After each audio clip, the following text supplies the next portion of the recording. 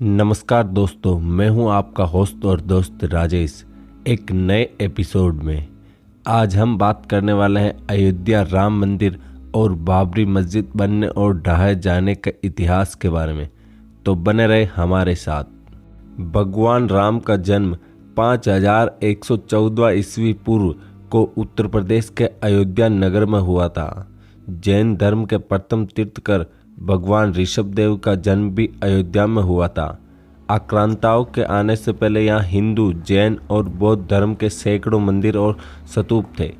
तथ्य कहते हैं कि विदेशी आक्रांता बाबर के आदेश पर सन 1527 में अयोध्या में राम जन्मभूमि पर बने भव्य राम मंदिर को तोड़कर एक मस्जिद का निर्माण किया गया था। कालांतर में बाबर के नाम पर ही इस मस्जिद का नाम बाबरी मस्जिद रखा था। जब मंदिर तोड़ा जा रहा था तब जन्मभूमि मंदिर पर सिद्ध महात्मा श्यामनंद जी महाराज का अधिकार था। उस समय बीटी के राजा मेहताब सिंह बद्रीनारायण ने मंदिर को बचाने के लिए बाबर की सेना से युद्ध लड़ा। कई दिनों तक युद्ध चला और अंत में हजारों वीर सैनिक शहीद हो गए। इतिहासकार कर्णिगम अपने लखनऊ गैजेटियर के 66वें अंक के पृष्ठ 3 पर लिखता है कि 1,74,000 हिंदुओं की लाशें गिर जाने के पश्चात मीर बकी अपने मंदिर ध्वस्त करने के अभियान में सफल हुआ था। उस समय अयोध्या से 6 मील की दूरी पर सनेतु नाम के एक गांव में पंडित देवी दीन पांडे ने वहां के आसपास के गांवों सराय, सिसीड़ा, राजेपुर आदि के सूर्यवंशी क्षत्रियों को एकत्रित किया और फिर से युद्ध हुआ। पंडित देवी दीन पांडे सहित हजारों हिंदू शहीद हो गए और बाबर की सेना जीत गई। पांडे जी की मृत्यु के 15 दिन बाद हंसवर के महाराज रणविजय सिंह ने सिर्फ हजारों सैनिकों के साथ मीर बाकी की विशाल और शस्त्रों से सुसज्जित सेना से रामलला को मुक्त कराने के लिए आक्रमण किया। लेकिन महाराज सहित जन्मभूमि के रक्षार्थ सभी वीर गति को प्राप्त हो गए। स्वर्गीय महाराज रणविजय सिंह की पत्नी रानी जयराज कुंवारी हंसवर ने अपने पति की वीर गति के बाद खुद जन्मभूमि की रक्षा के कार्य को आगे बढ़ाने का बीड़ा उठाया और 3000 नारियों की सेना लेकर उन्होंने जन्मभूमि पर हमला बोल दिया और हुमायूं के समय तक उन्होंने छापामार युद्ध जारी रखा। स्वामी महेश्वरानंद जी ने सन्यासियों की सेना बनाई। रानी जयराज कुमारी हंसवर के नेतृत्व में यह युद्ध चलता रहा, लेकिन हुमायूं की शाही सेना ने इस युद्ध में स्वामी महेश्वरानंद और रानी जयराज कुमारी लड़ते हुए अपनी बची हुई सेना के साथ शहीद हो गए और जन्मभूमि पर पुनः मुगलों का अधिकार हो गया। मुगल शासक अकबर के काल में शाही सेना हर दिन इन युद्धों से कमजोर हो रही थी। अकबर ने बीरबल और टोडरमल के कहने पर खस की टाट से उस चबूतरे पर 3 फीट का एक छोटा सा मंदिर बनवा दिया। अकबर की इस कूटनीति से कुछ दिनों के लिए जन्मभूमि में रक्त नहीं बहा। यही क्रम शाहजहां के समय भी चलता रहा। फिर औरंगजेब के काल में भयंकर दमन चक्र चलाकर उत्तर भारत से हिंदुओं के संपूर्ण सफाये का संकल्प लिया गया।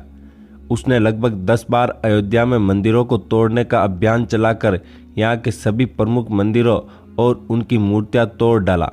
औरंगजेब के समय में समर्थ गुरु श्री रामदास जी महाराज के शिष्य श्री वैष्णव दास जी ने जन्मभूमि को मुक्त कराने के लिए 30 बार आक्रमण किया। नासिरुद्दीन हैदर के समय में मकरही के राजा के नेतृत्व में जन्मभूमि को पुनः अपने रूप में लाने के लिए हिंदुओं के 3 आक्रमण हुए, जिसमें बड़ी संख्या में हिंदू मारे गए। इस संग्राम में बीती, हसवर, मकरही, खजुरहट, दीरा, अमेठी के राजा गुरुदत्त सिंह आदि सम्मिलित थे। हारती हुई हिंदू सेना के साथ वीर चिमटाधारी साधुओं की सेना आ मिली और इस युद्ध में शाही सेना को हारना पड़ा और जन्मभूमि पर पुनः हिंदुओं का कब्जा हो गया। लेकिन कुछ दिनों के बाद विशाल शाही सेना ने पुनः जन्मभूमि पर अधिकार कर लिया और हजारों राम भक्तों का कत्ल कर दिया गया। नवाब वाजिद अली शाह के समय में पुनः हिंदुओं ने जन्मभूमि उदारत आक्रमण किया गया। फैजाबाद गैजेटियर में कनिंगम ने लिखा, इस संग्राम में बहुत ही भयंकर खून खराबा हुआ। 2 दिन और रात होने वाले इस भयंकर युद्ध में सैकड़ों हिंदुओं के मारे जाने के बावजूद हिंदुओं ने श्री राम जन्मभूमि पर कब्जा कर लिया। इतिहासकार कर्णिगम लिखता है कि यह अयोध्या का सबसे बड़ा हिंदू मुस्लिम बवाल था। हिंदुओं ने अपना सपना पूरा किया और औरंगजेब द्वारा विध्वंस किए गए चबूतरे को फिर से वापस बनाया। चबूतरे पर 3 फीट ऊंचे खस के टाट से एक छोटा सा मंदिर बनवा लिया, जिसमें पुनः रामलला की स्थापना की गई, लेकिन बाद में मुगल राजाओं ने इस पर पुनः अधिकार कर लिया। 1853 में हिंदुओं का आरोप था कि भगवान राम के मंदिर को तोड़कर मस्जिद का निर्माण हुआ। इस मुद्दे पर हिंदुओं और मुसलमानों के बीच पहली हिंसा हुई। इसके बाद सन 1857 की क्रांति में बहादुर शाह जफर के समय में बाबा रामचरण दास ने एक मौलवी आमिर अली के साथ जन्मभूमि के उद्धार का प्रयास किया। कुछ कट्टरपंथी मुस्लिम को यह बात स्वीकार नहीं हुई और उनके विरोध के चलते 18 मार्च सन 1858 को कुबेर टीला स्थित एक इमली के पेड़ पर दोनों को एक साथ अंग्रेजों ने फांसी पर लटका दिया। विवाद के चलते 1859 में ब्रिटिश शासकों ने विवादित स्थल पर बाड़ लगा दी और परिसर के भीतर हिस्से में मुसलमानों को और बाहरी हिस्से में हिंदुओं को प्रार्थना करने की अनुमति दे दी। 19 जनवरी 1885 को हिंदू महंत रघुवीर दास ने पहली बार इस मामले को फैजाबाद के न्यायाधीश पंडित हरिकिशन के सामने रखा। इस मामले में कहा गया था कि मस्जिद की जगह पर मंदिर बनवाना चाहिए, क्योंकि वह स्थान प्रभु श्री राम का जन्म स्थान है। वर्ष 1947 में भारत सरकार ने मुसलमानों को विवादित स्थल से दूर रहने के आदेश दिए और मस्जिद के मुख्य द्वार पर ताला डाल दिया गया, जबकि हिंदू श्रद्धालुओं को एक अलग जगह से प्रवेश दिया जाता रहा। 1949 में भगवान राम की मूर्तियां मस्जिद में पाई गई। कहते हैं कि कुछ हिंदुओं ने यह मूर्तियां वहां रखवाई थी। मुसलमानों ने इस पर विरोध व्यक्त किया और दोनों पक्षों ने अदालत में मुकदमा दायर कर दिया। सरकार ने इस स्थल को विवादित घोषित करके ताला लगा दिया। 1984 में कुछ हिंदुओं ने विश्व हिंदू परिषद के नेतृत्व में भगवान राम के जन्म स्थल को मुक्त करने और वहां राम मंदिर निर्माण करने के लिए एक समिति का गठन किया। बाद में इस अभियान का नेतृत्व भारतीय जनता पार्टी के प्रमुख नेता लाल कृष्ण आडवाणी ने संभाल लिया। 1986 में जिला मजिस्ट्रेट ने हिंदुओं को प्रार्थना करने के लिए विवादित मस्जिद के दरवाजे से ताला खोलने का आदेश दिया। मुसलमानों ने इसके विरोध में बाबरी मस्जिद संघर्ष समिति का गठन किया। 1989 में विश्व हिंदू परिषद ने राम मंदिर निर्माण के लिए अभियान तेज किया और विवादित स्थल के नज़दीक राम मंदिर की नींव रखी। इसी वर्ष इलाहाबाद उच्च न्यायालय ने आदेश दिया कि विवादित स्थल के मुख्य द्वारों को खोल देना चाहिए और इस जगह को हमेशा के लिए हिंदुओं को दे देना चाहिए। 30 अक्टूबर 1990 को हजारों राम भक्तों ने मुख्यमंत्री मुलायम सिंह यादव द्वारा खड़ी की गई अनेक बाधाओं को पार कर अयोध्या में प्रवेश किया और विवादित ढांचे के ऊपर भगवा ध्वज फहरा दिया। लेकिन 2 नवंबर 1990 को मुलायम सिंह यादव ने कार सेवकों पर गोली चलाने का आदेश दिया, जिसमें सैकड़ों राम भक्तों ने अपने जीवन की आहुतियां दी। सरयू तट राम भक्तों की लाशों से पट गया था। इस हत्याकांड के बाद अप्रैल 1991 को उत्तर प्रदेश के तत्कालीन मुख्यमंत्री मुलायम सिंह यादव को इस्तीफा देना पड़ा। इसके बाद लाखों राम भक्त 6 दिसंबर को कार सेवा हेतु अयोध्या पहुंचे। 6 दिसंबर 1992 को बाबरी ढांचा ढहा दिया गया, जिसके परिणाम स्वरूप देश भर में दंगे हुए।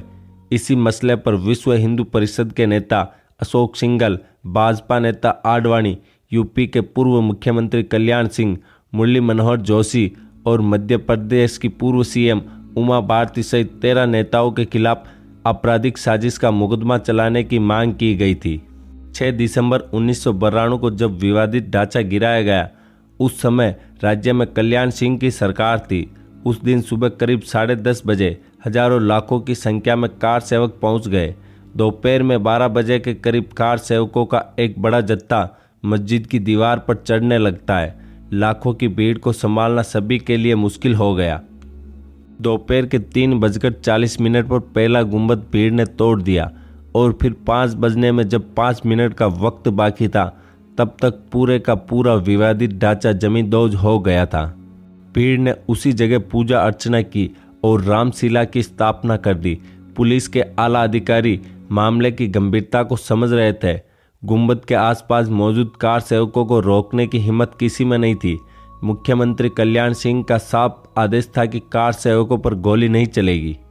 1527 ईस्वी में बाबर के सेनापति मीर बाकी ने अयोध्या में श्री राम जन्मभूमि पर मंदिर को तोड़ा था, जिसका पंडित देवी दीन पांडे के नेतृत्व में युद्ध के रूप में पहला विरोध किया गया था। तब से लेकर आज तक 77 से अधिक युद्ध और सैकड़ों दंगे हो चुके, जिसमें लाखों कार सेवकों की जान चली गई। इस पवित्र स्थल हेतु श्री गुरु गोविंद सिंह जी महाराज, महारानी राजकुंवर तथा अन्य कई विभूतियों ने भी संघर्ष किया। आशा है कि यह जानकारी आपको अच्छी लगी होगी। ऐसे और रोचक वीडियो के लिए बने रहे आप हमारे साथ। तब तक के लिए धन्यवाद। जय हिंद, जय भारत, इंकलाब जिंदाबाद।